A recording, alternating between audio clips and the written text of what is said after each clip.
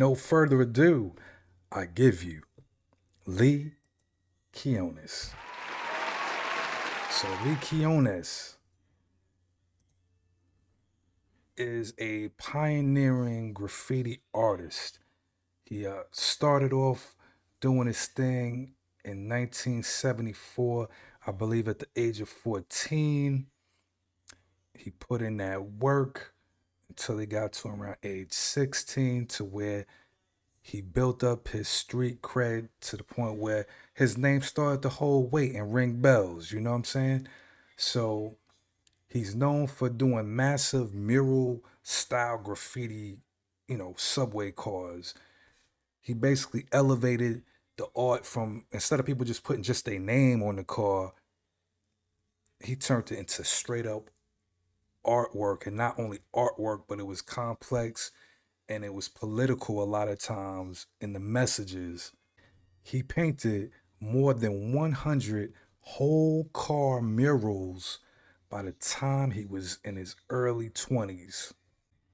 You know what I mean? So you could see some of the joints, like this joint right here, you know what I mean? So that's cool right there. That's kind of fly. And then another one here where he got his little tag on there, Lee, but then he got the little message on there. If we don't use our heads now, we may lose our tails later. You know, what I mean, I get it, I dig it. So moving on, his work included storytelling, characters. It had messages, which moved graffiti towards a more sophisticated and intentional visual art form. He covered issues such as nuclear war, urban life, racial injustices.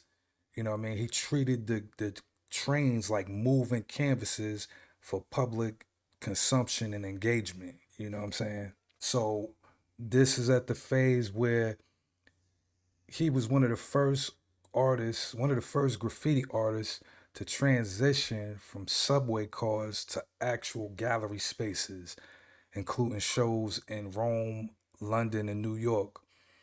You know what I mean? He collaborated with Fab Five Freddy and others in introducing graffiti to the international fine art world by the early 1980s. So yes, you got to throw Fab Five Freddy in there because he was right on by his side when they made them power moves together, leaving the hood and getting this graffiti, put out there worldwide. But Lee Quiñones is a icon, a legend in the graffiti world. He was also an actor.